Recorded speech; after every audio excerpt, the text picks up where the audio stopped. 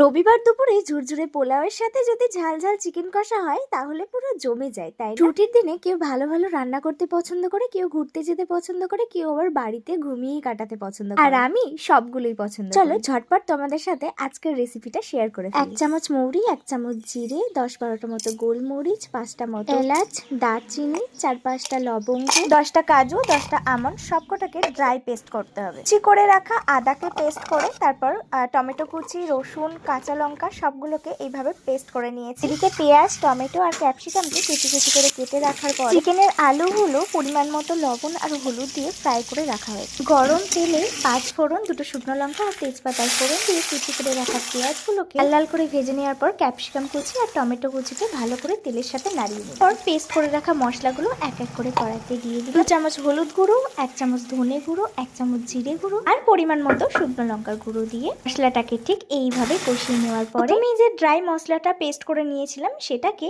সেই রাখা মশলার সাথে অ্যাড করে আরো ভালোভাবে কষিয়ে নিই। মশলাটা যখন কষানো কমপ্লিট, মশলা থেকে তেল ছাড়ছে, ঠিক সেই সময়ে চিকেনগুলোকে অ্যাড করলাম আর পরিমাণ মতো লবণ দিয়ে বেশ কিছুক্ষণের জন্য কষাতে 80% চিকেনটা কষানো হয়ে যাওয়ার পরে আলু অ্যাড করে আরো কিছুটা জল দিয়ে কিছুক্ষণ ঢাকা দিয়ে রাখার পর খুলে 2 চামচ টক দই অ্যাড করে রেডি হয়ে গেল আমার আজকের চিকেন। রান্নাটা কমপ্লিটের পর টেস্ট করতে দিয়েছি আমার মাকে। ততক্ষণ তোমরা কমেন্ট করে বলো আমার পেজে আজকে এইরকম একটা ভিডিও দেখে তোমাদের কেমন লাগে। পোলাওয়ের রেসিপিটা দেখতে চাও তো কমেন্ট করে জানাও।